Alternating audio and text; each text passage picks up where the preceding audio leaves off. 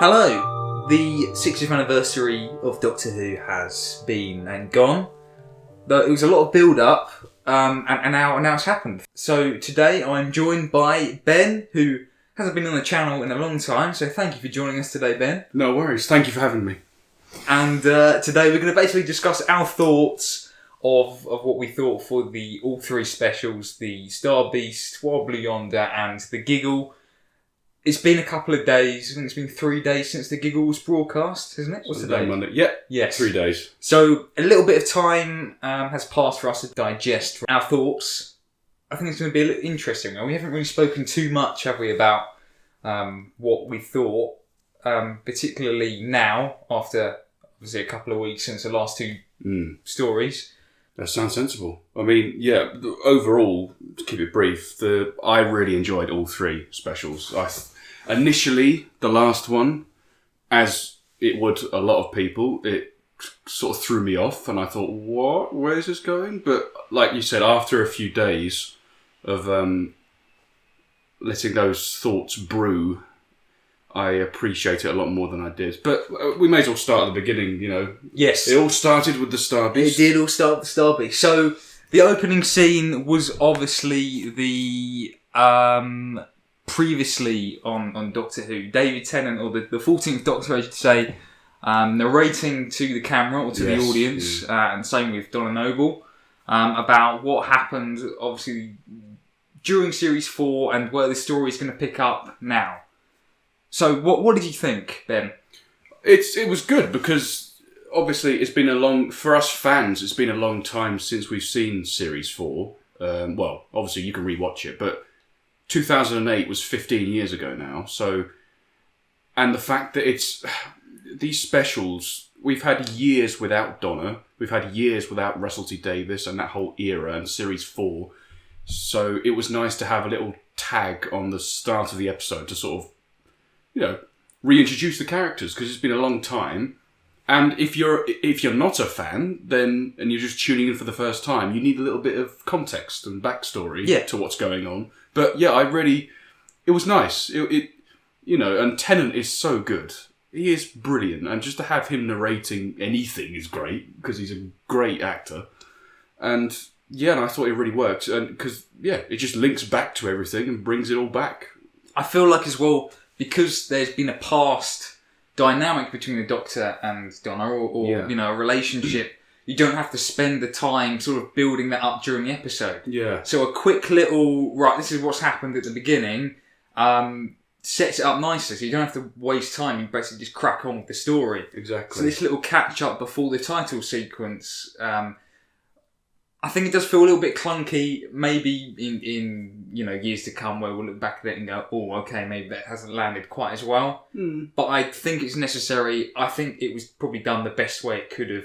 Yeah. I think even in years to come, I think it will still work, personally. I mean, it just gives a little... It's so brief, it doesn't really matter. Just a little like, Donna Noble, I had to wipe her memory, blah, blah, blah, blah, blah.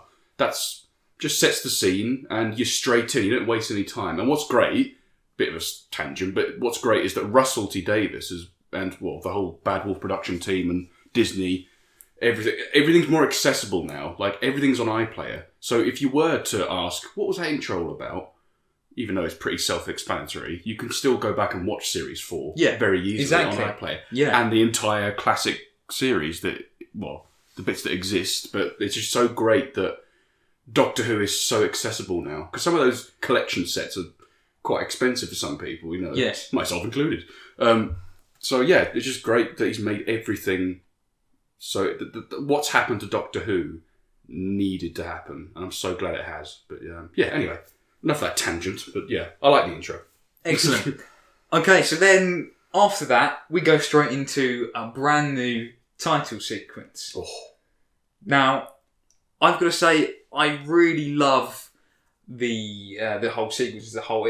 You can tell a lot more money's been thrown at it. Yeah. I think rather than obviously the past, you know, where you just have a load of graphics unfolding in front of you down this corridor, the different sort of shots of the TARDIS serving the continuum, that's right, just makes it feel like it's on like a larger, grander scale. It does. It feels like a larger scale. It feels epic, and and like you said, I like the fact that it's not one continuous shot of the TARDIS going through a tunnel. It's multiple angles of that tunnel and its journey. It feels so much more layered. I mean, at first, to be honest, I looked at...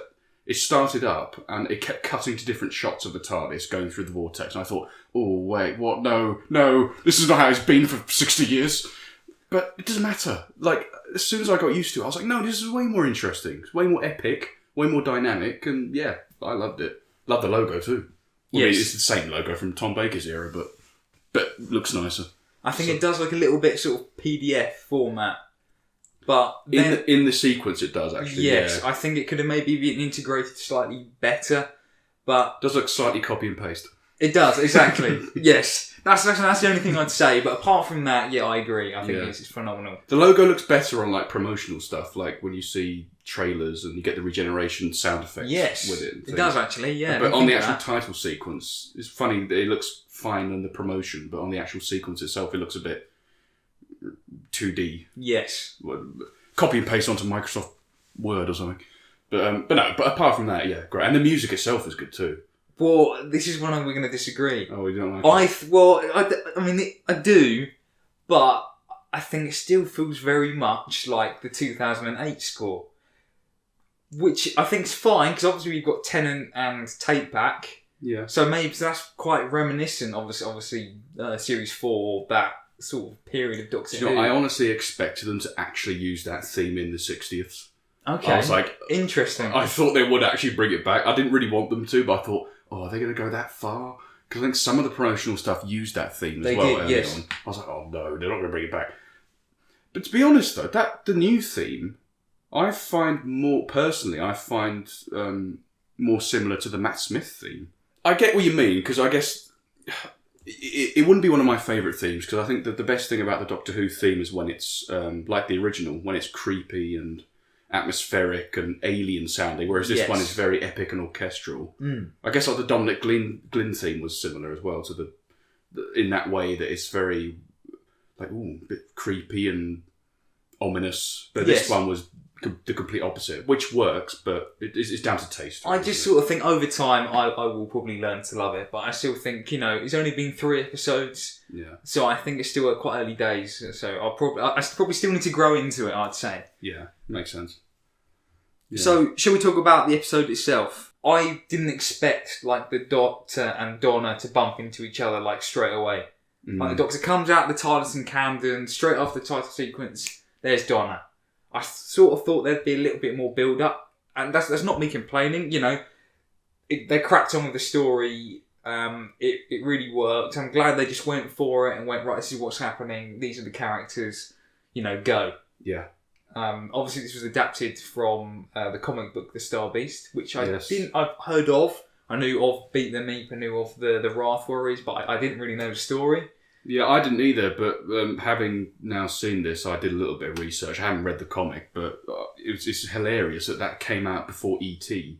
And it's basically the same plot as E.T. Well, not really, but there's very similar elements, especially when Rose Noble hides the Meep in her shed. I'm getting a bit ahead of the story here, but when she hides the Meep in her shed with all the cuddly toys, that is just straight out of E.T. Well, go back to the beginning. I agree, I love the fact that it didn't waste any time, because it's the 60th anniversary, and nowadays, audiences are used to very fast-paced stories. I mean, look at the MCU, for example. Yes.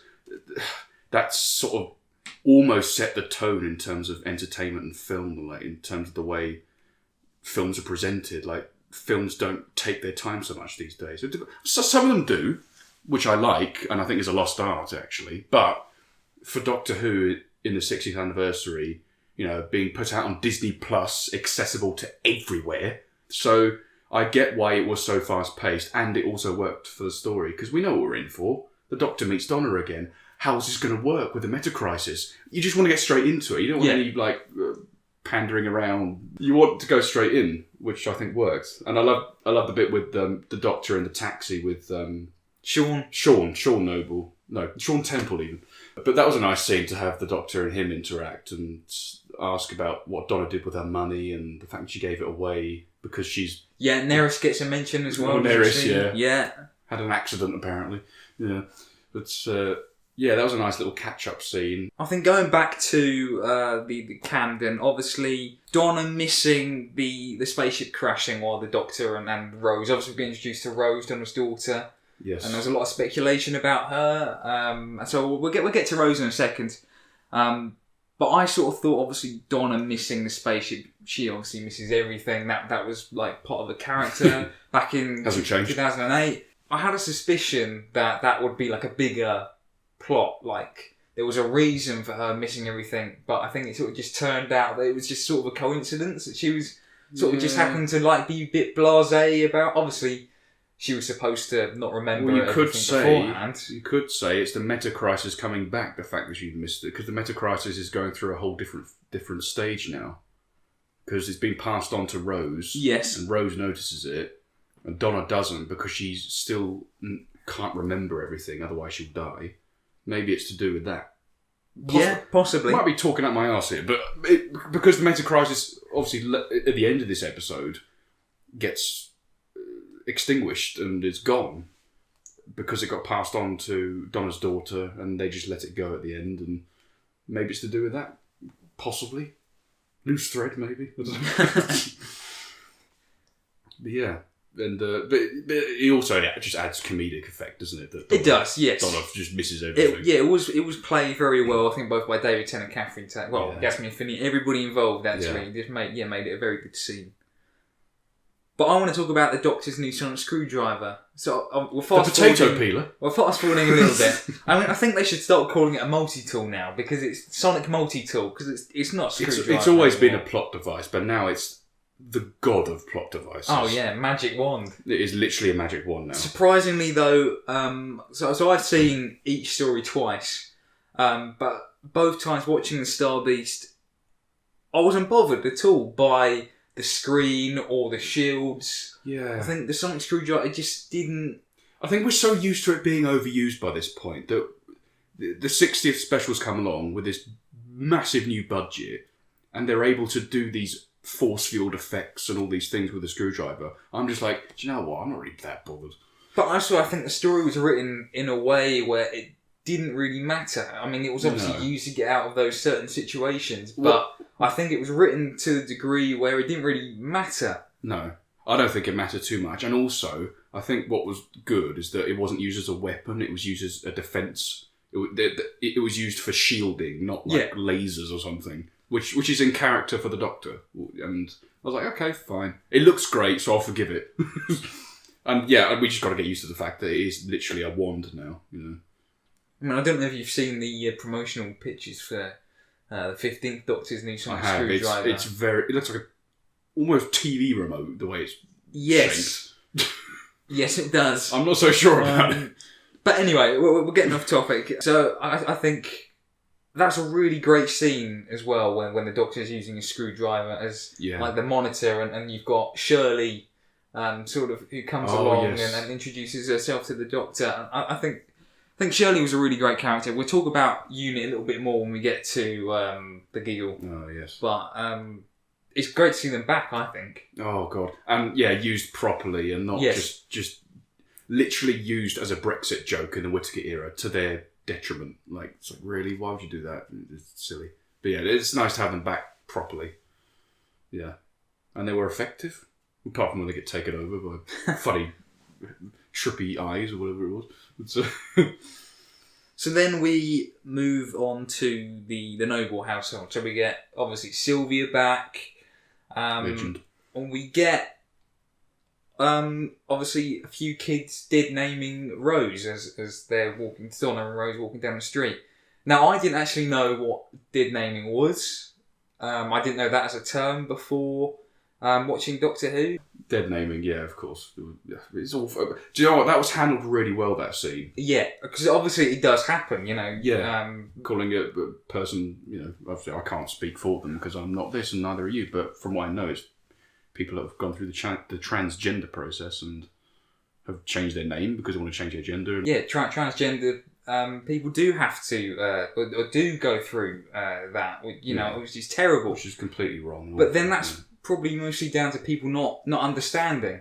Not understanding, but there's also not giving a damn either. Yes.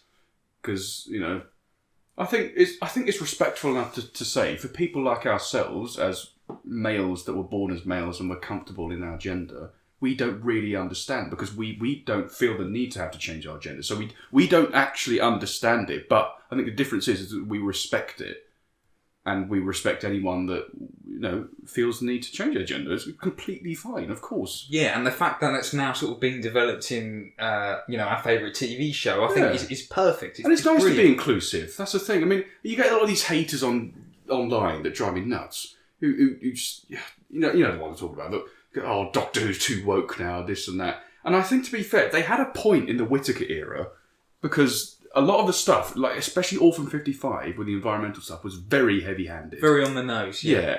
I think if Chris Chibnall had handled this, it would have been really forced down your throat. Like, oh, look at this, look at this. Whereas Russell, the way he wrote it, like that scene where she gets dead named, it just sort of flowed within the story. It didn't feel like they were looking at down the camera lens, pointing at us, going, "Don't do this." It was just a commentary on real life and just highlighting the horrible things that do happen to anyone, and in this case, transgender people. And I thought it was done really well. And she's also a great character, Rose Noble. Yeah, she has a lot of potential. She does. Well, she does a lot in this story. Yeah, that's what she did the most in. Yeah. Yeah. And I've heard as well that she may have a future. I think Russell sort of implied that she's going to come back in some capacity. I don't know if it's during the next series, series season 1 or... Well, they've left the whole thing open in the Giggle anyway, to do with David Tennant anyway. Exactly. So we'll get there. Yeah. So then obviously Sylvia's back. We have that whole great scene with the Doctor obviously coming in and basically Sylvia's world falling apart. She obviously knows what can't happen. It's completely chaotic. And now, she is surrounded by the Doctor, units outside. You've obviously got the Meep, who we'll talk about just in a second. But the Meep is now, and this is it. Played by Miriam Margolyes. Yes, excellent. So I think the actress who played Sylvia, I can't remember her name. I can't either, but she's bloody brilliant. Yes, she was brilliant. And I think she was in... Yeah, she was in the Giggle, wasn't she? That final scene at the end. That's right. But I think every scene she's in... you believe it, don't you? She just sells it. Yeah. She hasn't changed at all, really, in the last 15 years. What was nice, actually, going back a little bit to the transgender stuff, what was really nice with her was that scene in the kitchen with her and Donna when she was talking about when Rose... was born a male, and she's like, "Oh, how do I say this? Is that sexist?" Because when he was like that, and he's like, "Oh no, I shouldn't have said that." But that's a natural reaction to like someone of her generation that doesn't understand all of this, but is trying her best. And which is a really sweet scene. Exactly, and that's what I say. What's lovely is that she is very accepting and she's trying to learn and understand. Yeah. And she's struggling, bless her. But you would, if you're born in that generation, you're going to be like, oh, what's all this new stuff I don't understand? Well, I think even like in our generation, I think, people are still struggling. Yeah. Which is why more representation is great, because then obviously, more people learn about it and then it just becomes normal, doesn't it? Exactly, yeah. Let's talk about the Meep and the Wrath Warriors. They're a bit of fun, aren't they? They are. I think classic Doctor Who monster. I think you can tell. Obviously the Meep was there in person. They done some visual effects to match sort of Miriam Margolyes' expressions. Yeah. Which I think was really, really cool. I think when the Meep went evil, it looked more CGI than the. Yes, I agree. Meep. Yeah. I agree. But overall, excellent. It's so silly, but it works, and it needed a bit of silliness to start off with before you get to Wild Blue Yonder and the Giggle, because those two stories are very full on. Exactly. Very dark. This is the perfect, being the first one back, this is the perfect, family friendly monster invasion, if you like, story. So, having the Meep sort of present, all really sort of cute, obviously similar title like Baby Yoda from Star Wars, Grogu. That's going to sell loads of toys. So Russell knew what he was doing there. Get one for Christmas. But even the Wrath Warriors, they look like a Doctor Who monster. They look like someone in a suit. They reminded me a little bit of Ice Warriors. Not quite the same, but the way the mouth was. Because, they got the Ice Warrior helmet comes down to the nose, and you got that little bit like Batman, where you got the mouth showing in that way with the jaw. I don't know. And it reminded me of something from the 70s, which is, great. It's my favourite decade of the show. So, yeah, it was really... it was silly, but they worked. And I like the fact they just had normal voices as well. Because they looked so imposing with these red eyes, and they're just like, oh yes, we've come for the meep. I was like, where'd that come from? They worked really well, I thought. And talking about the 70s, we get a nice callback to the Stones of Blood. Oh yes, with the Doctor with his cap on. The judge wig. The judge wig, exactly. Whatever the proper name for it is. Yeah, that was funny. I did immediately think of that, because I watched Key to Time not that long ago either, and I thought, hang on a minute, Tom was wearing this. But I think it was used better here, because the whole episode didn't turn into a court case like Stones of Blood did. Yes. Which was not great. But that was fun. Nice callback. And Tennant again, every scene he's in, he just sells it. And what I liked about his performance in all these three specials is that it wasn't like the 10th Doctor coming back. It was like... It was the next Doctor after Jodie, but with his body and personality, with all those experiences that he had as Capaldi and Matt Smith and Whittaker. So it was like slightly tweaked. And Russell brought that to the front as well, didn't there? There was a lot of mention across all three about the flux and... glad that got mentioned. Yes, obviously Amy and Clara and Bill and... Rory got done dirty again, but can I say, where was Rory? Where was the puppet Rory? Well, anyway, even... the 13th Doctor's companion, Yaz, Ryan, Dan, they never got mentioned either, so... Yeah, well, she had about 15 companions. She did, yeah. Take too long. Exactly, the episode was only an hour long anyway, so couldn't get through all of them. No. So shall we talk about the Meep ship? That sort of plot device. To be honest, as soon as you mentioned that, I was like, "Oh, what are we talking about?" Oh yeah, that thing, the big weapon thing for the plot to advance. Yeah, that thing. Yeah. I mean, I think having sort of great implications, like obviously, all the roads in London have opened. Yeah, conveniently just the roads, not anyone's house or the skyscrapers. Yeah. And that's obviously drawing the Meep ship. Is that going to have implications in the future? The next two specials. Oh no, hang on. The roads are going to close, and they're probably going to have look better than they did before it happened. No potholes, anything. Yeah. Oh, they're talking about potholes where I work. It was just a massive plot device. But whatever. Yeah. But the Meep and the warriors? Wrath Warriors are so silly anyway. And the reason I won't critique it too much is because it was just a device to get us onto the important bit, which was the meta-crisis scene.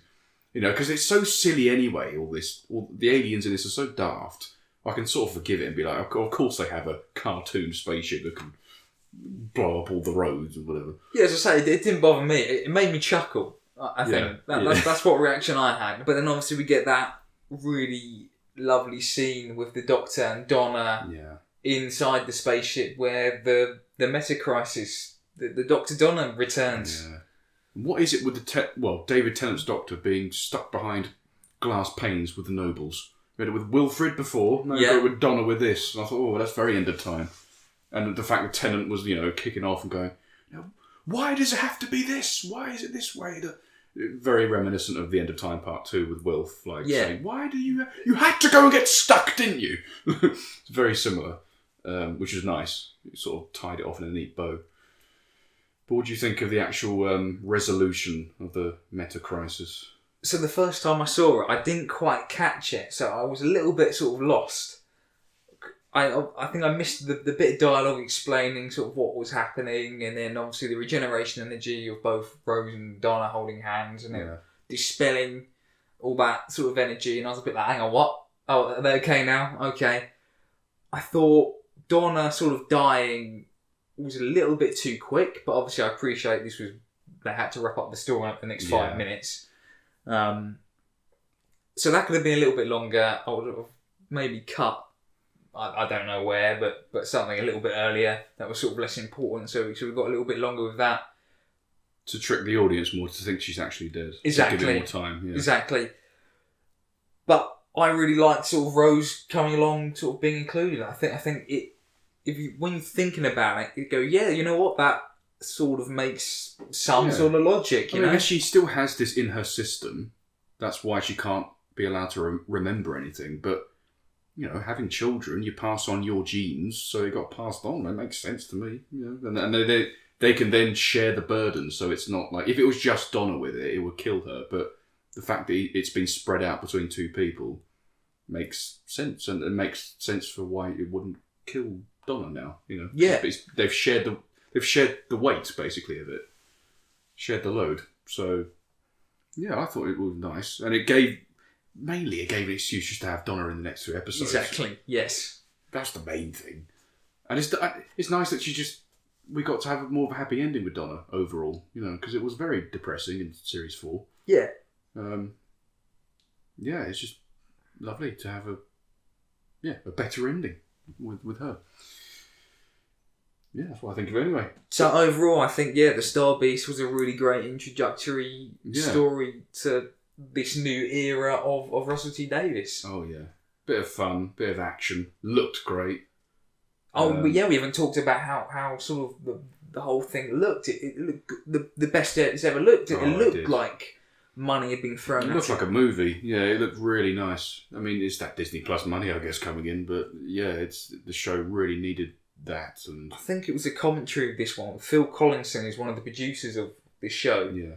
He said that when back in the day when they would film like a 13, 14 episode series, the amount of money that went into the whole series has gone into one episode sort of in this new run. So it shows, yeah. But it's not still 100%. And we'll get to that now, because that's a great segue into Wild Blue Yonder.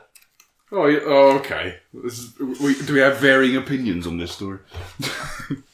I'm glad we didn't say anything to each other much before this. Yeah, I think we do. So, Wild Blue Yonder, before I get to my notes, you really, really loved this story. I thought it was excellent.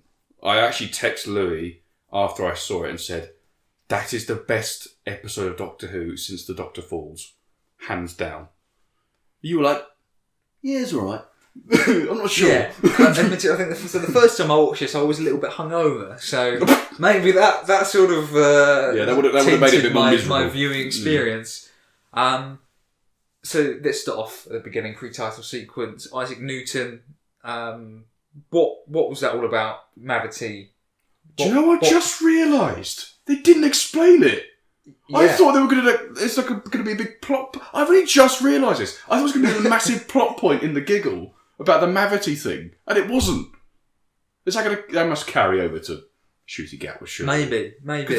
You're right though, because now looking at it, that is really out of place.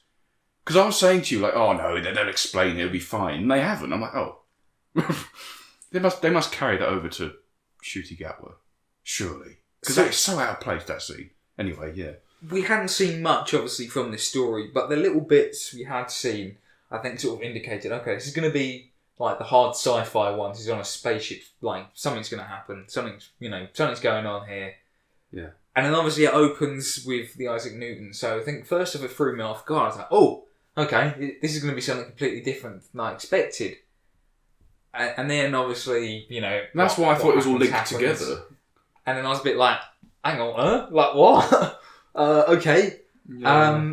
And then I think it put me on the wrong foot going into the episode. I was a little bit like, oh, okay. So I probably didn't have... Well, I guess, right, take away the Isaac Newton scene. What did you generally think of the story? Ignore that whole scene and ignore the fact they said Mavity. Generally that, again, I thought it was very good. I think I'm a little bit frustrated because I think it was like a really great story, but I feel like it could have been explored just that little bit more. I feel like they sort of introduced some ideas, but they didn't go far enough. Yeah. What ideas? What ones? Well, just the whole setting. They're at the edge of creation. Mm. They're in the dark. The ship's slowly floating through space. one thing, how did the ship get there? How did the captain survive all that time? Obviously, through apart from the 3 years previous where she was shut out the airlock. But we'll get to that in a second. But I feel like that could have been explained a little bit more. How they're isolated, they're trapped in darkness. I think it worked for me anyway. I thought that was alright. I reckon that the issue I have with this story is maybe in my mind that I think, if this happened, this would be better. But I think I'm maybe just trying to turn it into something else, which I would probably maybe connect to a little bit more. Yeah. So I think that's just a personal preference on my taste, part. isn't it? Yeah. Exactly. So obviously, after the Isaac Newton bit, we have the titles again, exactly the same as the Star Beast. So we're going to talk about those again. I think we're going to keep those for Shooty as well. Yeah, probably. I reckon so. Yeah. And then obviously we get the use of Wild Blue Yonder, the song, apparently plays in the TARDIS. That did confuse me a bit, I don't really think it has much connection with what's going on. That's the only bit of the story that really... I was like, what? These not things... did they hear this song? And then obviously they heard... But why did the TARDIS play it in the first place? That's the question, isn't it? And it plays it again when it comes back. I mean, I don't know if it's some sort of weird paradox thing, but yeah, that didn't make sense to me. Because Donna talks about Wilf talking about it and the fact that he didn't like that they were singing that at her school because it's about, the military going to war. And I was like, it's a nice little story about Wilf. But why did the song play in the first place for her to tell that story? Like, what is the relevance? Apart from Wilf coming back at the end. Yeah, it didn't seem to have any place. The fact that it was called Wild Blue Yonder and they played the song.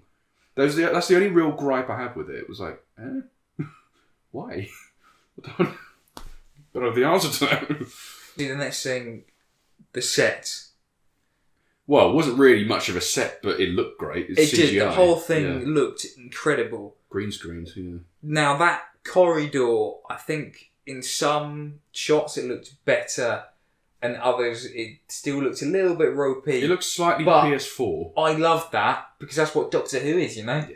It is a little bit sort of wonky, you can see the edge of sets. Even with the Disney Plus budget, it's whatever. Still a bit, So that made me smile. It was a little bit like, you can tell that's, CGI, maybe we're not quite there yet, but that's Doctor Who, so that was perfect. But it was, really creepy.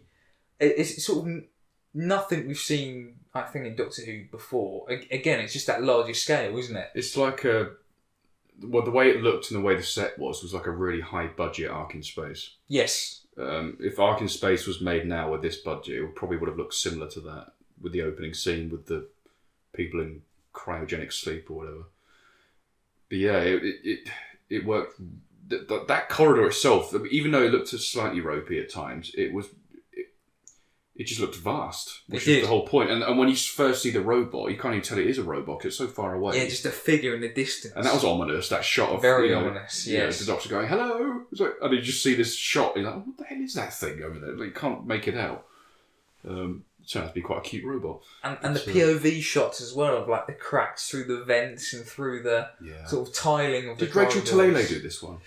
She didn't do the last one. She done the Star Beast, yeah. It might have been just the Star Beast she did. Yes, I'm not sure who done the second one. Well, they did a good job. Because, yes. It worked. And obviously we get a call back to the HADs. Hostile action. Do you know what? That's the first time the HADs have been used and I actually didn't mind it. Because the other times it just winds me up. Yeah, just been mentioned, exactly. Yeah. Well, the Dominators is the first time, isn't it? With Troughton. Yes. And then I think it didn't come back till Matt Smith with Cold War. With the Ice Warriors, when the Ice Warrior came back on the submarine. I don't know if I can remember Colin Baker mentioning it at one point, but I couldn't tell you where or when. Yeah. Might have mentioned it. Yeah. He's always fiddling about the TARDIS, isn't he, in his first season. But he definitely came back in Cold War with Matt Smith. Should we get on to the non-people, maybe? Yes. That scene, the Doctor and Donna, they're in the control room. They sort of have a little explore to like what the other bits, and then they separate. Now, I think everybody knew, something's going to happen now.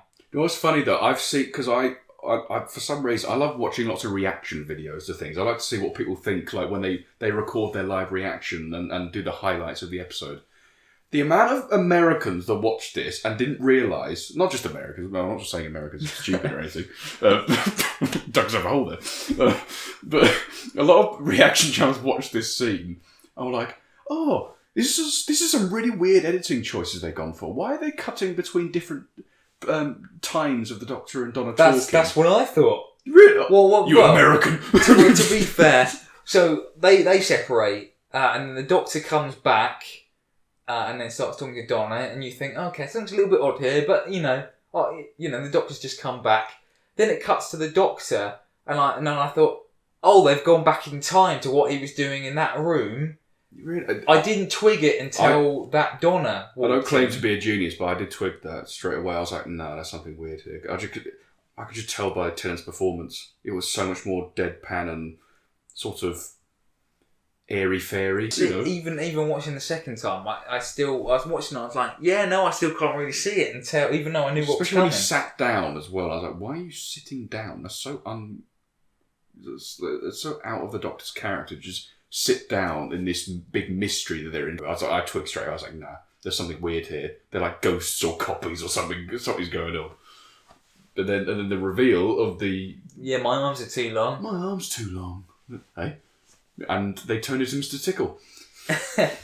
I mean, I think it was shot in a way where, I mean, you fine line between looking a bit, like, silly, but it was shot in a way where it was like really like body horror, like really sort of disgusting.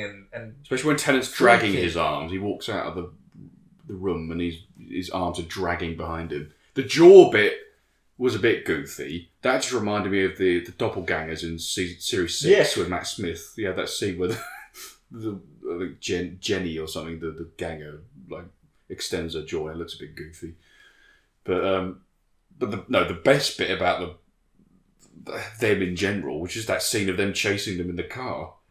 That was brilliant. Yeah, I loved that. It was both funny and scary. It was so weird. I sort of like the fact as well that as obviously the episode unfolds, they get clever. They get more like the Doctor and Donna. Like, obviously it gets cold at the beginning, and then obviously after a while it doesn't. Yeah.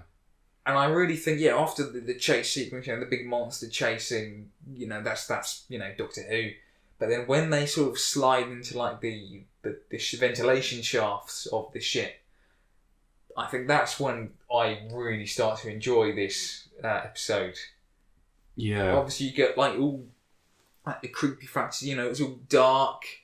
You can sort of hear creaks. They could be literally standing like 10 feet in front of the Doctor or the Donna. Yeah, well, they do like a jump scare, don't they, with the door? Exactly. With Donna. It didn't get me. I was half expecting a jump scare, but it was good. Yeah, that's right. And it made it more atmospheric. And it was so creative in the way that the ship, when they were climbing up the wall of it, it turns around, then Donna falls down a bit, and then, it was like a bit of madness, the way it was constructed, and yeah. But then, obviously, it moves on to I think probably my favourite scene in the episode, really, was the bit where the Doctor and Donna have got the wrong Doctor and Donna. Yes, and the Doctor takes off his tie, and obviously Donna's going through everything that's happening with the Doctor, and that's a brilliant scene. Yeah.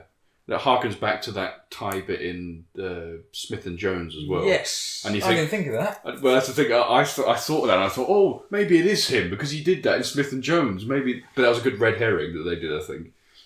But Donna was obviously really smart in that scene and twigged it. And Donna was so in these 3 specials. She's been so like on the ball and smart, and in the Giggle that we'll get onto, she was hands on and newer stuff, which is great. More of a confident Donna, which I liked, because we're so used to seeing the Donna who's not very confident and has no self-esteem. It was nice to see her a bit more, sure of herself. Sure of herself. That's it. But the best part about that was the Doctor just breaking down when he realises he got the wrong Donna, and he opened up to her. He loses his cool. Trying to swear. He completely loses his cool. And that scene was just powerful. The way Tennant was just banging against the wall, kicking the wall.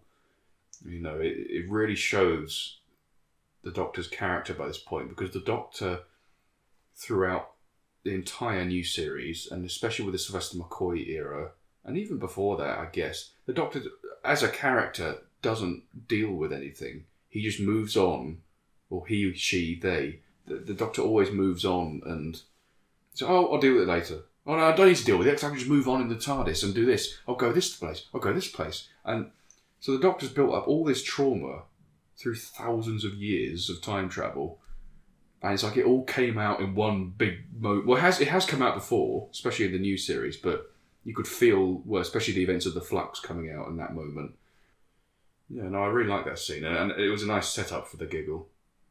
For, obviously, especially with the way it ended. And I think a lovely, sort of, a nice setup as well is the line of salt, which I think, again, straight after the episode, I think I said to you, something about the line of salt, and I think you said to me, that's going to be sort of answered in the next one, which it was. So I did actually think, I seem like a smart ass in this video, but I did actually think in that scene, I thought, is that how they're going to bring back the toy maker, I wonder?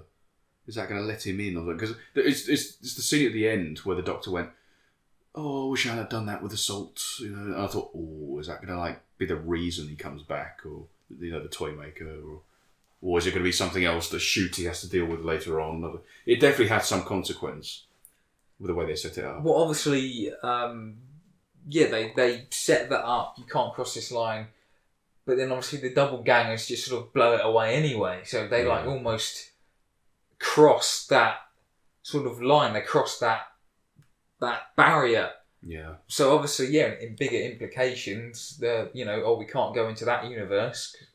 Oh no, well that line's been crossed. Gave them away. We can now cross into the universe. So obviously that was the reason. The toy maker could come back to it, but we said he invoked a superstition, which can either mean like what you said, or it could be merely that, because they're at the edge of the universe, reality itself is in singularity. Anything can happen. Yeah. If you make one law, which the Doctor made up on the spot, that is solid, but that might have created a chain reaction that made it unstable, and that's how the toy maker came through. But that's how I kind of saw it. It's a bit of a convoluted explanation that I don't quite get myself, but I think I'm onto something there. But that was really well done. This all leads to the Doctor figuring out the main plot, what sort of where they are, what the captain, who is obviously floating around and banging around the ship, the plan was against these sort of not things, these entities. Mm. So then we get to the sort of the final chase down this corridor, which felt like to me they were all just standing on like a big massive treadmill because they weren't sort of going anywhere. It made me laugh. I guess because the corridor looks so similar, it does look like they're on a treadmill. Yes. I think so. I watched this with my parents, and my mum turned around to me at the end and went, why didn't they just self-destruct the ship straight away?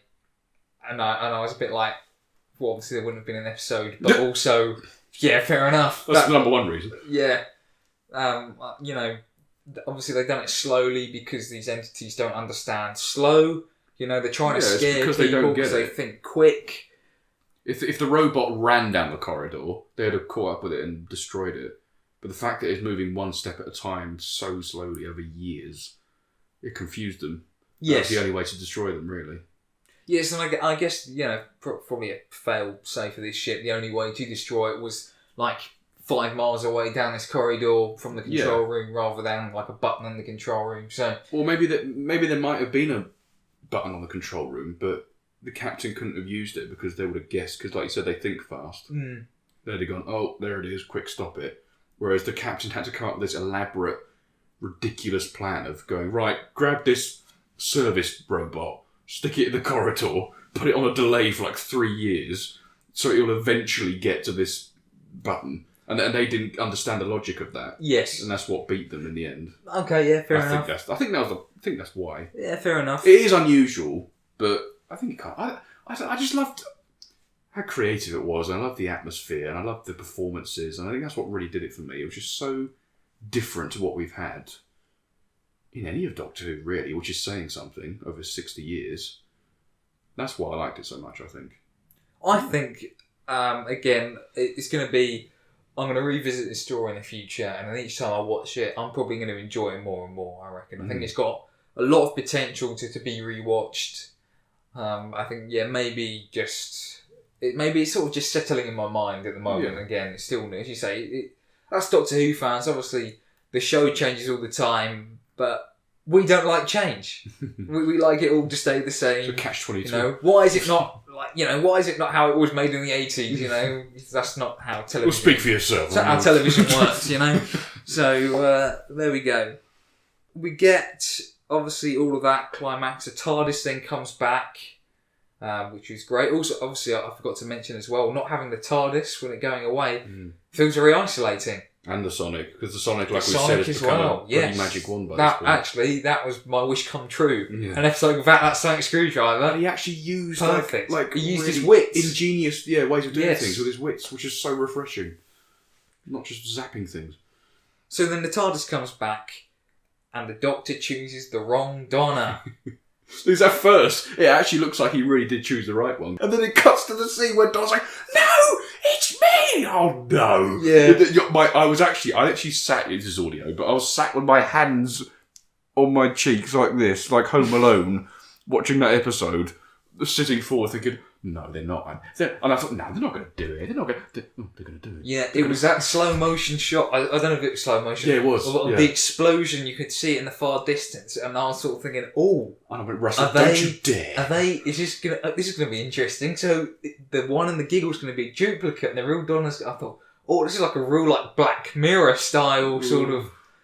And then obviously it cuts to the TARDIS, and then evil Donna starts, starts grimacing, looking a bit evil. And I was a little bit like, she held it together for like 5 minutes outside that TARDIS. Why couldn't she held together a little bit more? Yeah. But then obviously they had to get rid of her. They had to get rid of her so real Donna could come on so they could, end the episode again, I guess. Exactly. I mean, it was a bit of a... It was like, oh yeah, your wrist was about 6mm too big. I was like, okay. But whatever, it made for a dramatic scene. And obviously the TARDIS picked that up rather than, the Doctor just going, oh, no, it's just your arm, which, I think if he'd done that, I would have been like, come on. Oh, the TARDIS picked up on it? Yeah, the TARDIS picked it up on the scanner. It scanned the body. I thought the Doctor just noticed it. Yeah, no, but there was it was a really quick shot, but the console, it was picked up on the scanner. It's like scanning Donna, and it was like the arm measurements, was out of place or something. Oh, that's better. That. I thought the Doctor just noticed it. And then it obviously turns around, flicks a switch, and she gets catapulted out by the ramp. Yeah, that was... yeah. The Doctor using the TARDIS as a skateboard. Oh, yeah. Funny. Very Back to the Future. Yes, it was very Back to the Future. It was, again, it's just fun. Nothing to it, it's just fun to see that. And then at the end of the episode, the Doctor and Donna holding each other on the TARDIS floor, looking both absolutely traumatised. So what the hell do we just go through? It's just, I think, rewarding. I think a little bit like us, we're like, what the hell's this happened? And they had the same reaction. And then we got to probably everybody's favourite scene across all 3 specials. We get Bernard Cribbins back for the final time as Wilfred Mott.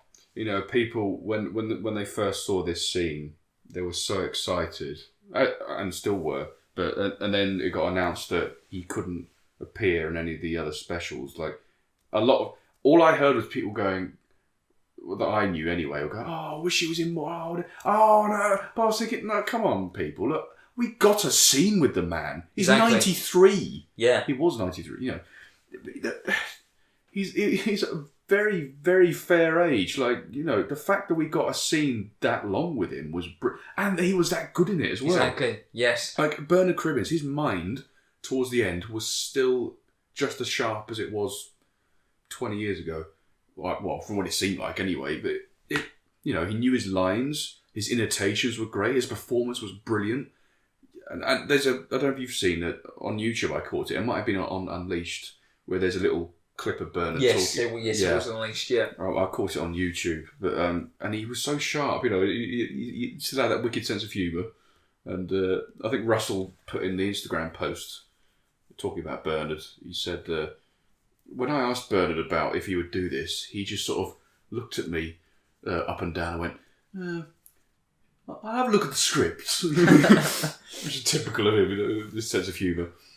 Yeah, wonderful scene. I think Russell has gone on record and said as well, he originally wrote more for Bernard Cribbins' Wolf, but because of Bernard Cribbins' health at the time, he could only do that one scene, and then obviously during the end of filming, obviously he sadly passed away. Well, apparently Bernard came to the read-through of the Giggle, where he would have been in it a lot more. Yes.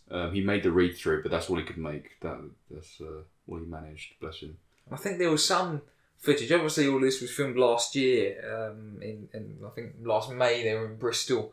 And I think there's been some accounts of Bernard Cribbins being in Bristol. So obviously that would have been the opening to the Giggle. Yeah. There's photos with him and David's pushing him in the wheelchair. Exactly. Yes. Yeah. But we got that final scene. I think as well with everything going on in the Giggle. I think having having a in sort of memory of Bernard Cribbins as well would have been all a little bit too much. Maybe that would have been slightly sort of undershadowed. Yeah. Or overshadowed, There's so much going on, like you said. I mean, I think Russell probably would have found a way of integrating him. Oh, of course. But I feel like as this was the quieter story, I think sort of having a dedication to Bernard Cribbins having him show up at the end, I think it could have gone the best it exactly, did. yeah. We got a lovely scene with him, and that's all we need. And it was handled pretty well in the Giggle when he gets, you sort of see like a body double of him in the wheelchair, and then you get that reused line from The Poison Sky. So you go with a doctor. It was that line, and I thought that worked. It was nice. But that cliffhanger to Wild Blue Yonder, I loved that. Because Bernard, I felt so bad for him because he was going, "Oh, doctor, you got to help us! They're all going mad!" And it just cuts to those chefs coming out, beating each other up. What the hell's going on here? And then the thing blows up first, isn't it? The market. Yeah, there's a burger van or something. Not the burger van! But that blew up, and then the chefs start fighting each other, then a plane nearly crashes, but what really got it for me was the score. Bernard's reaction, I felt so, protective over him, and then that score, the Toymaker theme, which is my favourite piece of Murray Gold music that he did in the 60th, I think it's brilliant. And I was like, oh God, what's going on? And then the sting comes in of the title sequence, and I was like, oh, we're in for a good one. Yeah.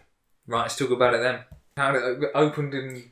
We opened in I watched it recently, 1925 in the Soho. Yes, we did, yes. The Toymaker's toy shop, where the man comes to buy a Suki bill from him. Neil Patrick Harris gives a brilliant crap German accent.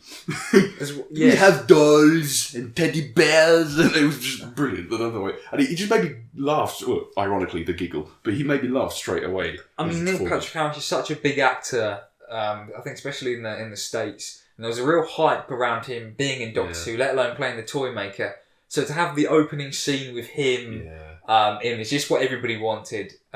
It sets up obviously the whole Stooky Bill plot, which is basically how he turns the world mad. By the way, most terrifying thing since the Weeping Angels in Blink. That thing scared the absolute pants off me. Yes. When it was filmed on in the black and white. as well. Well, they're on fire, but more so just the black and white footage of him on the TV. That's the sort of thing that really freaked me out as a kid. I couldn't watch the Autons for a long time. Dolls and dummies and things. I hated stuff like that. That really brought that back in me. In a good bar, I was like, no, I like this stuff. Yes, exactly. I liked being scared of it. Yes. And then his mouth open when it went on fire. That did actually make me jump. That's the first jump scare I've had in Doctor Who for 15 years? Yeah, 15, but I can't even remember the last jump scare I had in Doctor Who. But that was horrible, Stooky Bill. So obviously, with Neil Patrick Harris, we get that little that little element of him obviously being a little otherworldly.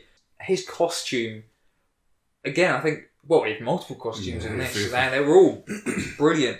But especially his Toymaker costume, it felt very sort of eccentric. He looked like a Toymaker out of time, like a Toymaker, and I don't know if you noticed, but mirrored the 40th Doctor's costume. No, I didn't really notice that. No, it was sort of similar, but in an opposite way. Obviously, he was wearing red and had like a cravat. Red to the blue, I guess. And the Doctor obviously has the blue with a tie. So it was sort of similar but opposite, sort of in that respect, which I sort of picked up on. I thought that's a nice little detail. I didn't notice that. No, that's good though. Yeah. So then obviously we cut back to everybody raging. And the Toymaker explains later on that the 21st century, everybody's, got opinions and cancelling each other. And all that was done really well too. Yes. It wasn't forced. Like, it just flowed with the story, and it just raised good points anyway. Because our culture is like that these days. Exactly. Is, problematic, to say the least. Yeah, and obviously this is heightened to extraordinary degree. Oh yeah, and it was a similar thing with when Kate Stewart got a thing. Like an inhibitor. That's it. Taken off. There was a name for it. I've forgotten. It started with Z, I think. But she started saying like, "Oh, how dare you! You're impending on my human rights." Like, I think you hear a lot of this on social media. Hell of a lot of it. All these keyboard warriors all say that sort of crap. Basically, it was sort of again heightened in this episode, but it was very relevant. Yeah, just a sort of reflection of what's going on now, exactly, isn't it, really? Yeah, the way the language is being used is like it's a proper keyboard warrior language. I was like, oh god. Try and get away from this sort of thing, but it was used really well. It was. And the Doctor gets picked up by UNIT again, taken to the Avengers Tower, which we finally sort of get to see in its glory, and that looks It did look good. amazing. Yeah, it is straight up Avengers / Stark Tower, but I guess it makes sense. United Nations Intelligence Task Force. They're going to have exactly big HQs everywhere, and this is the London base, so yeah, it was cool. That sort of office set with all the screens was the most expensive set throughout the whole thing. Really? Because of all the screens, you had to pay like footage rights or something to use those screens. That Phil Collinson said that in the commentary for the Giggle. But as I say, the set looks amazing. I love like the different levels. Obviously, it's all done by ramps as well, so fully accessible to Shirley's character. Yeah. I'm really looking forward to seeing her. She was really good. Yeah, I really liked her. Yeah, really strong. And while we're on the topic, shall we talk about her, Mel and Kate? Let's talk about UNIT as a whole. For God's sake, I forgot Mel came back. So we'll do Kate and Shirley first. I mean, I don't think there's really a lot to say about Shirley at the moment, apart from I've just really, really liked her from what I've seen so far. I really like that little sort of funny relationship she has with the Doctor. There's like that little edge there, isn't there? It's very, it's a little bit like, not Osgood from the new era, but a little bit like Sergeant Osgood from the Pertwee era in the Demons. It's kind of, because she's the scientist, and she's also a bit like, doesn't quite understand the Doctor sometimes, especially about the Toymaker, and the Doctor gets a bit frustrated with her. He was very much like that with Sergeant Osgood in the Demons, when they're trying to break through the heat barrier. It kind of reminded me of that a little bit. Okay, yeah. They had a lovely dynamic, and I like the fact she could be she gets some really good comedic moments, especially in the, you said the Wild Beast, no, I'm getting them mixed up, the Star Beast, she has like weapons in her wheelchair. So it's just some great character moments with her, and she felt like just a fleshed out great character, and that's what Russell does best, I think. And Kate, so Gemma Redgrave. Thank you. Yeah. Gemma Redgrave has been playing Kate Ifby Stewart for like 10 years now. Yeah. I think it's the best she's been written, I think. I did like her in the 50th as well, I must say. Well, I guess she got a really good scene here with when she got her armband thing. She did. And I just felt like in this story, she felt properly in command for the first time.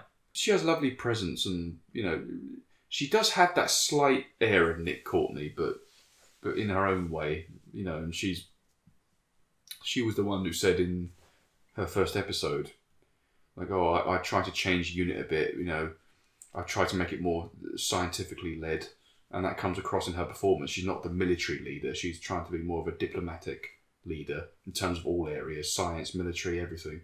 That's what I like about her character. And that definitely came across in this as well, so yeah, she's very good. And then we get Mel. Love Mel now. Didn't used to. Yes, exactly. So 10 minutes, her character is more fleshed out. Literally cardboard cutout. Could have been anyone playing that role. Do you know why she was originally hired? Scream. Exactly. She could scream in the same pitch as the Doctor Who theme tune. That's the sting. Oh god. Well, that's the 1980s for you. But no, I've listened to a couple of Big Finish she's done. not as many as you have, but she's so I already knew she had so much more potential. Exactly. She's really, really great. And she does a lot of computer-based stuff in this episode. She actually touches a computer. Yeah. Not just says she does. And but she was so lovely. I love how getting ahead of ourselves, but how empathetic she was with the Doctor when he was about to regenerate, and and at the very end as well, mad Auntie Mel. Do you know what I would have liked to have seen? When the Doctor gets in the TARDIS and goes back to 1925 with Donna, if Mel went, "I'll come along too." I feel like maybe the two of them, obviously Donna's had a lot of screen presence this series. If 3 would have been too much, Mel, I would have liked Mel to have been there. Well, but then you would have had that scene where the Doctor goes, "I don't know whether I can save your life this time," to Donna. If it had been 2 more of them, it wouldn't have had the same impact, I don't think. I know what you mean, but I think the way it played out in the end, and especially having the whole doll bits with the Doctor finding the guy wrapped up in the doll paper, and the fact that he'd become a doll, and then Donna finding that was funny. That's the Scottish dolls with the Barbies. If you then had to do another one with Mel, or had Mel in the same scene, it wouldn't have worked. Well, not necessarily. They could have gone into that corridor, Mel could have got one in the room, the door could have slammed, and they should have been trapped there for the next 10 minutes. It's on the screen, yeah. No, but going off that though, don't want to skip ahead too much, but the doll bit with Donna, the bit with the Doctor was quite good when the guy was revealed to be all. Yes. And that is a toy maker at its best, because he's supposed to turn people into dolls. I'll tell you what, my sister watched this, so she missed it when we watched it on broadcast. So we recorded it, and she actually volunteered. She said, "I want to sit down tomorrow and watch that Doctor Who that I missed." And she's not like us. She's not a Whovian. She's a normal person, And she's sane. And she wanted to sit down and she wanted to watch it of her own free will. And that scene with the normal head, but sort of the puppet body, really freaked her out. Really freaked her out. Good. But yeah, the dolls, the little Bowie dolls. Because they look so good as well. Like they look real. The way they must have all been CGI. That. No, it was real puppeteers. Really? Real puppeteers, yeah. Oh, God. Yeah, they were all masked out. That, I think that Bad Wolf do like another show which puppetry's involved. So they sort of have employed like the world's or the UK's best puppeteers, basically. So all the puppets you see here were done by real puppeteers. Wow. Which I think just adds another sort of authenticity to it, and just makes it look even more sort of creepy and real. That's probably why they did look so real. Yeah, because it was something tangible and real to look at. That is the toy maker at its best. All of that stuff was so good, and then you get the whole recap of like what's happened after the Doctor left Donna as well, because the toy maker then takes them all in to the show. Yes. And you have a little puppeteering show of Amy, Clara, Bill, and the Flux. And I was like, well, this is quite cool. But I love the fact that the way he said it was like, the Doctor had to come up with an excuse every time a companion died. Yes. At this point, I feel like the German accent had been done. Because I think it's the bit where they're playing the card game. Yeah, he switches. He switches to like a British. Yeah. But it's like a really like snarling, like cold. It's quite a posh British accent. Yeah, well-spoken accent. I think he should have stuck with that for like the rest. He does though, doesn't he? No, I think he goes back to the German. He does a bit. Whatever it's supposed to be. Yeah. With the guy who says to him at the start, "Your accent seems to have slipped." But yeah, he does it a bit after that when he's saying about, let's make it 2023. But then it goes into the dance sequence, which is, by the way, one of the best scenes in the show's effing history. Definitely. I love that. Do you want to talk about that scene? Yes, it goes into the dance sequence. I never have I liked the Spice Girls so much. That scene was... the way it was shot, directed, and like the fact that he just wanders into Unit and does what the hell he wants. Yes. The Unit have dealt with Daleks, Cybermen, the Master, Omega, all sorts, and this guy comes in And the Doctor's like, sorry, I can't really do anything about this. And then, like, those guards trying to get him, he just goes, whoosh, and then he turns into, like, bouncing balls. Like, yeah, and that's really horrific with the face in the ball as well. Yeah, and he gets thrown at Shirley as well. Yeah. That whole scene, and his performance in that. Say, the way it's shot as well, it sort of reminded me a little bit of a music video, which made me laugh. Like the way it keeps cutting to the toy maker as he's, like, you know, mouthing the lines. Yeah. And then obviously you've got all this chaos going around. But yeah, honestly, that is actually one of my favourite films in the show's history. It's just the brutality of it, of just him coming into something that we're familiar with, unit, supposed to be a safe space. This guy comes in, just does what the hell he turns bloody bullets into flowers, starts dancing around making angels in them, turns guys into bouncing balls. It was like, it's just the way it was shot. And the Doctor as well, as you say, he's like, oh, they're dead, I'm sorry. Like, I can't do anything. What can I do? It was just so brutal. And it was just, having that familiarity flattened by the toy maker.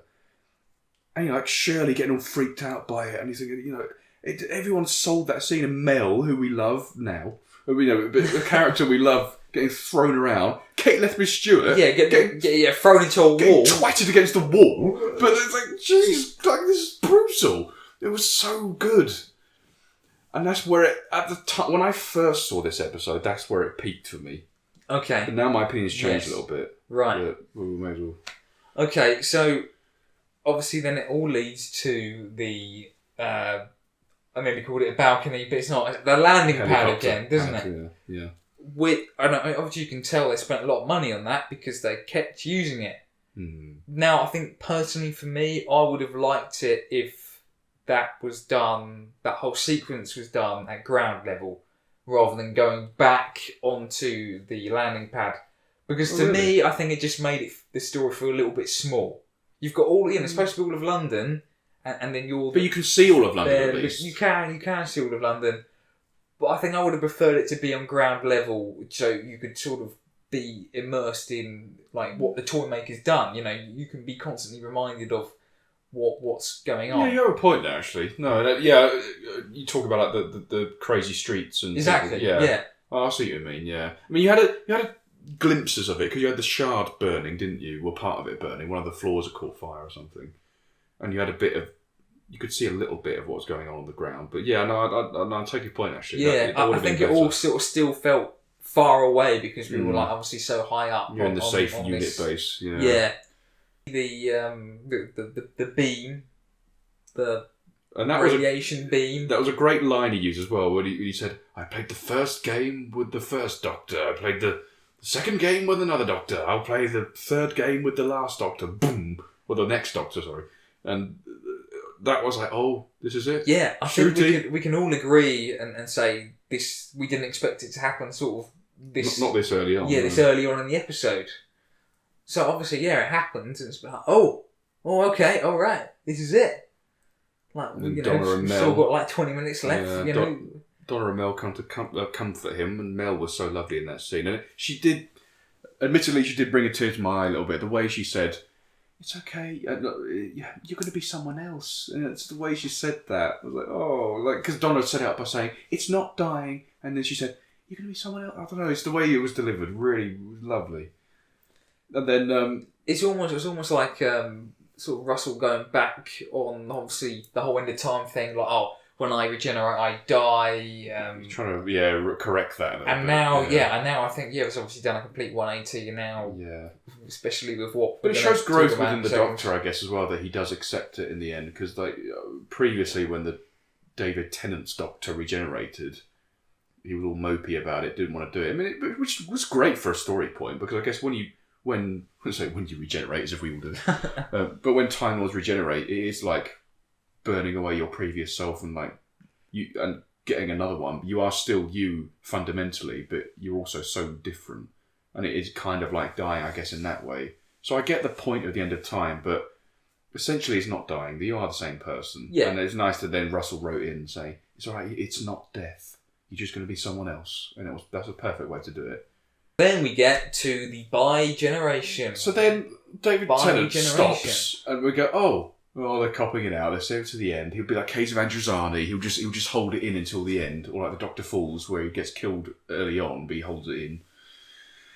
Then he goes, "Could you just pull?" I think, what the hell's going on here? Pull, and Mr. Gasper appears with Mr. Tennant. What was your initial thoughts on that? I don't even remember what I was thinking. I think that like the cogs were turning in my head, thinking. I think I was the same. Right, hang on. How's this going to get explained? But then that's the thing, and I've seen this said online over the last couple of days. It made me more interested than in the 14th Doctor. So I was thinking, right, why are you still... Yeah, hello Shooty Gap, hello 15th... Catch you in a minute. But 14th Doctor, why are you still here? Shooty, who I want to say, he came along and off the bat, phenomenal. I love him already. The energy, he commanded the room. That's what you want the Doctor to do. He was instantly the Doctor. I had that, but I was also very laser focused on Shooty because I wanted to be. I was like, right, what's he going to do? What's he going to do? What's going to happen here? Yeah. They both played off each other really well as David and Shooty. Yeah. I really liked that. Yeah. That was a very hard scene for me. Initially, I was like, what is going on?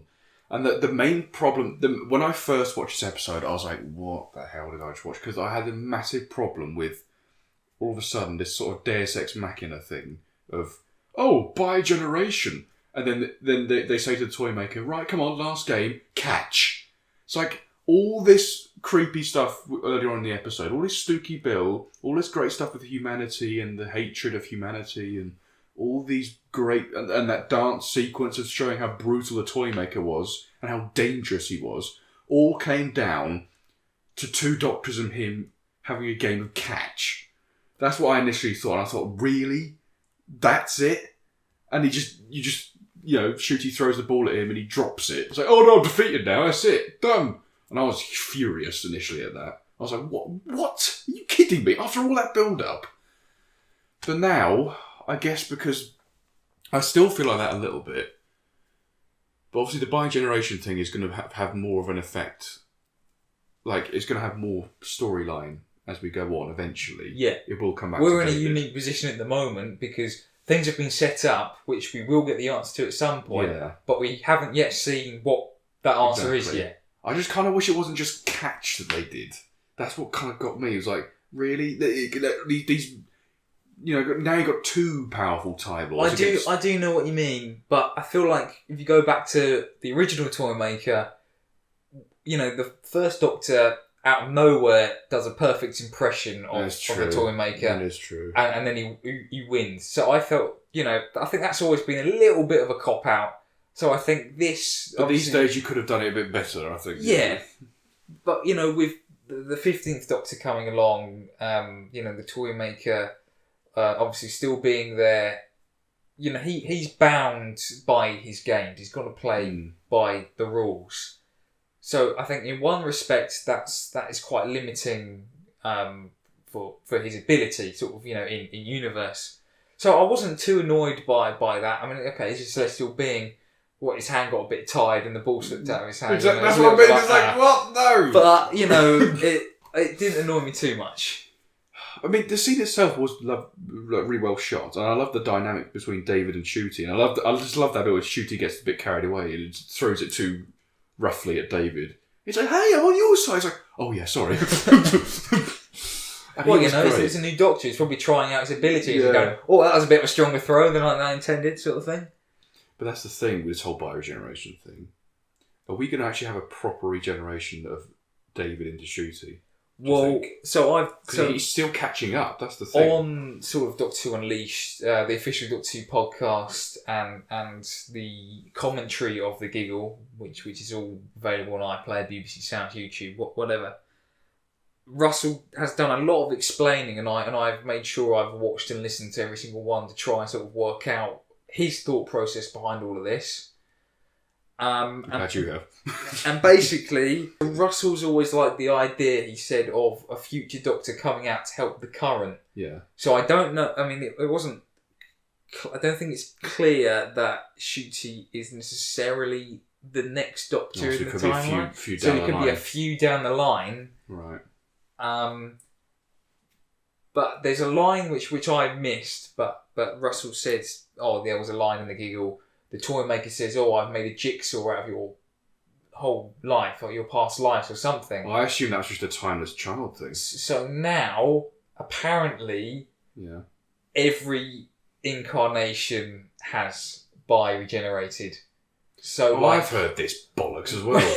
So basically, William Hartnell, he's lying there in the TARDIS, regenerates Patrick Troughton, but then there's another version of William Hartnell that wakes up and is flying around the universe. Same with Troughton, he's probably woke up on Gallifrey, got in his duplicate TARDIS, flew around. Why? But then I was I was trying to sleep last night and I was thinking about it. It kept you awake. And all of a sudden it clicks and I was like, but you think of the 3 Doctors, that sort of works. You think of the 5 Doctors, how does Troughton know what happens to Jamie and Zoe in the War Games? Yeah, but no one but the guy has 3 Doctors, no one bi-generates in it. The Pertwee doesn't... No, but the toy maker has loosened the rules for for everything. So now more things are possible now than they were before. Yeah, but back then you just assumed it's just time travel. Yeah, and they'd be out of the timelines would be out of sync, like in the 50th. That's why the previous incarnations don't remember it. Yeah, but this is what Russell's trying to do now. I don't. That's a good reaction. I still don't quite know how I feel about it myself. I mean, I was sort of thinking, okay, so the 14th Doctor's now retired. So let's quickly talk about the last scene. The 14th Doctor's sitting there, with the nobles. Just briefly before, what I really did like about it, though, was that when they bi-generated, regardless of how it works, I love the fact that this was set up in Wild Blue Yonder, like we said. The Doctor's obviously mental health isn't great because he's been through so much and he hasn't dealt with any of it. He's got so much trauma stored away. And Ncuti Gatwa comes along and says, "Look, mate, you're not all right." If he says something like, "You're thin as a pin, you're running on fumes, you need to deal with this before you carry on." And it really hit home with me in that aspect, actually, because I thought, not to get too much about myself, but it made me think about myself a little bit and think, oh, hang on, I need to think about what I'm doing. And he does just go through a bit of therapy, basically, with the nobles, which was, I guess, really needed for the Doctor. And it was a lovely scene, yeah. It was the Mad Auntie Mel and Sylvia, the evil stepmother, whatever he calls her. Wolf shooting moles, that's a little bit... that was a bit strange. I think originally Russell was going to write about Wolf sort of dying. A little bit really? I think at that point Bernard Crimmins had passed away. Oh, yeah. And I think it nearly got signed off by everybody, and then Phil Collinson stepped in and said, "No, of course Wolf's alive. Yeah, we'll have him off shooting moles." Bit of an odd choice. We could have picked something. Oh, he's mending his telescope or something because that would have fitted a lot better to his character, I think. Yeah, so he dropped a telescope last night down the toilet, trying to fish it out. Anyway. So enough of that. So now obviously there's 3 David Tennant Doctors around. Are there 3? Oh, the Meta Crisis. Meta Crisis, obviously the 10th Doctor and the 14th Doctor. Yeah. So I wonder what they're going to do with him now going forward. That's what's going to be interesting. So surely there's going to be more adventures of the 14th Doctor on Disney Plus. There will. There's been rumours of that could be a spin-off. I mean, obviously, there's going to be a unit spin-off. Yeah. Is that the one that Martha's going to be in, or is she going to have her own one? Because I've heard there's a... Well, it's not confirmed. One with Martha, is it? I've heard there's a Martha Jones thing. Oh, okay. No. Maybe it's going to be that unit one. It might not be true, I've just heard rumours. Well, the unit ones, I think it's going to be Kate, Mel, Shirley, possibly... Maybe Martha comes into it. Maybe the 14th Doctor will pop in every now and again. Yeah. Donna, maybe. Because Martha was linked with Unit in Series 4, wasn't she? She worked for Didn't she go freelance, though, in the end of End of Time? Yeah, yes, she did. I don't know, man. I mean, yeah, there was a thing on the official Doctor Who podcast and Russell sort of saying, who would you like to come back? And then they were sort of saying, and then they did actually say Martha. I'd love to see Martha back. Yeah. You could do a lot more with her, and she's so versatile because she did loads of Torchwood as well. She did. I'll say loads. She did a few episodes. Series 2, I think. She's a great character. Why not? And when we're talking about sort of, past characters or whatever coming back, there was a line from the Toymaker about his legions. Oh, yeah. Russell was turned around and said that's like godlike characters sort of basically coming back. So I think there's going to be some new ones invented, but ones we've already seen in Doctor Who's past. So the White and Black Guardian got a reference. He beat them, didn't he? He said, what did he say? I turned the Guardians of Time into something like dolls or something. Might not be dolls. Yes, yeah, it was something like that, wasn't it? So they got a reference. They're a big bad. They're like gods, aren't they?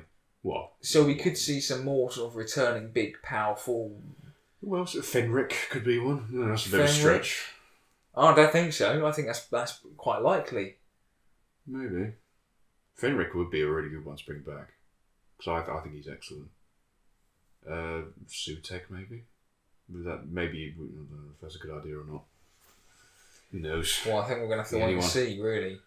Trying to think of all these powerful... Kronos! Time Monster! In the same costume, same effect. But basically, I think there's a lot of unanswered questions. A lot of things have been changed. So I've got a lot of notes right here in front of me, like the 14th Doctor. Is he the creator? Is he the watcher? Well, now this whole bioregeneration things are split down the whole timeline. That's the only time I don't mind that, the bioregeneration. The watcher, because that is the one thing it doesn't make sense to be in Classic Who. Yes. And that's like, I kind of get it. It's like the Doctor from an alternative timeline where the universe got destroyed, whatever.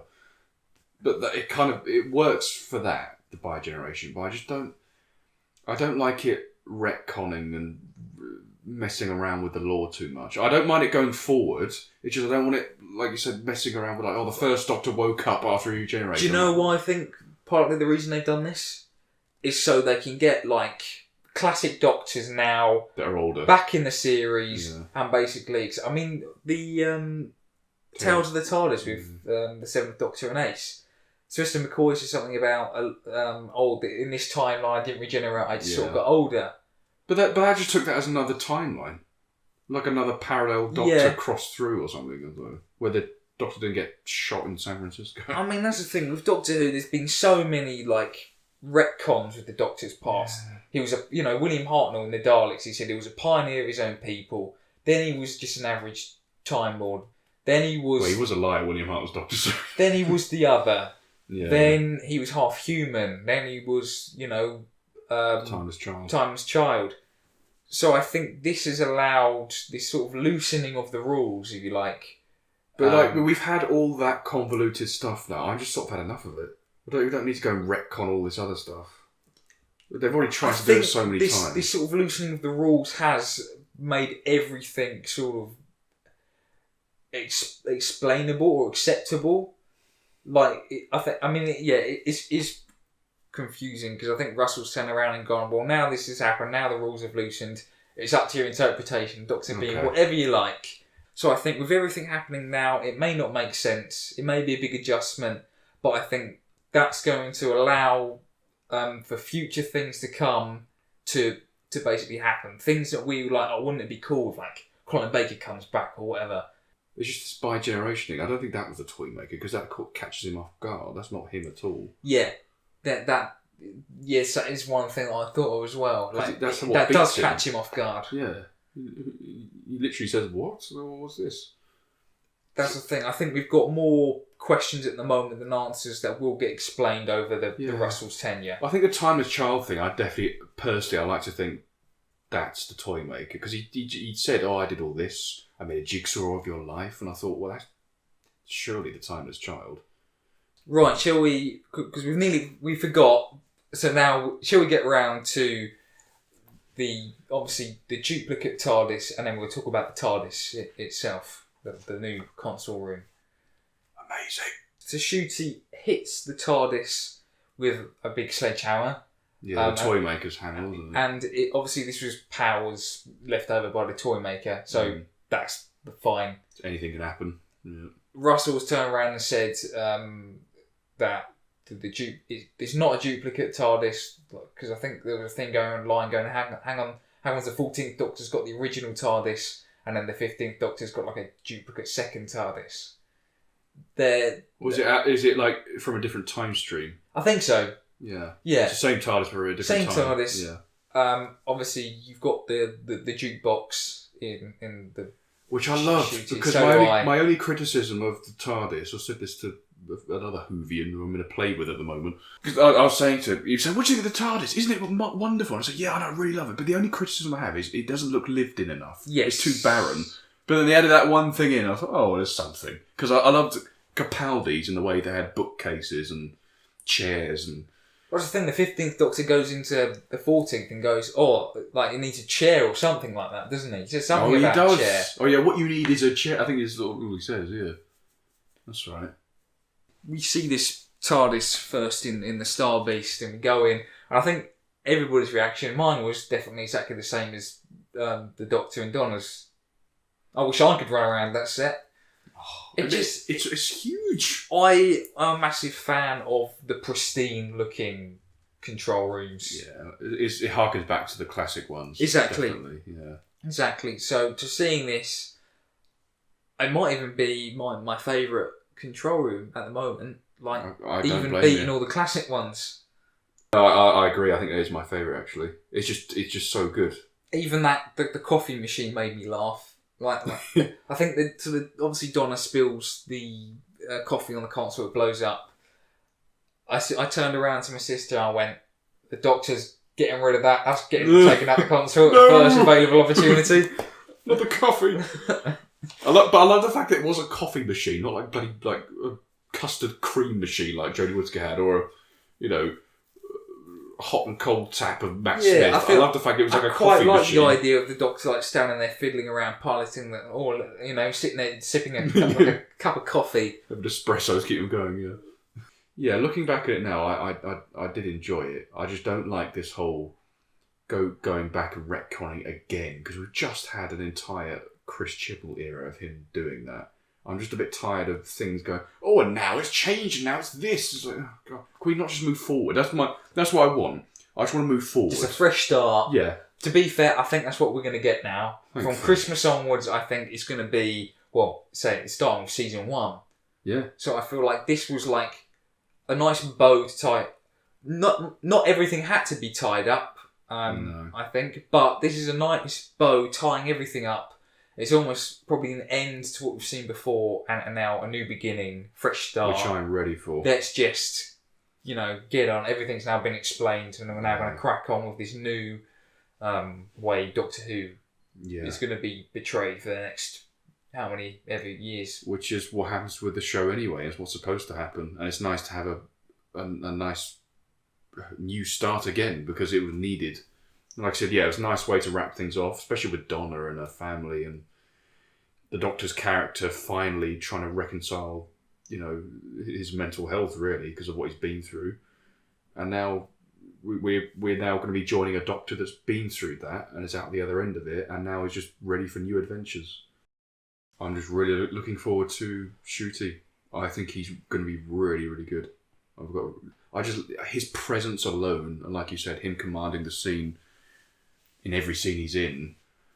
I think it's going to take a little bit of getting used to. I think it's going to be great. It's going to be different. He's dancing in a nightclub. That's very different from the Doctor in the trailer. But I'm with it. I think he's supposed to be a different Doctor anyway, because he's a Doctor that's dealt with all this trauma. Well, at least helped deal with it. And he's a bit more relaxed. And is just as quirky. And probably just as dark as well. Yeah, it's just going to be different. But I think different is what we need, I think. Yeah, exactly. And he has such good presence, and I love his voice. He has sort of like a mix between he's Scottish, but there's a mix of sort of the African accent coming through in there, which is really interesting. And it sounds really nice mixed together. That's all I've got to say, really. Looking forward to the future. Looking forward to Christmas.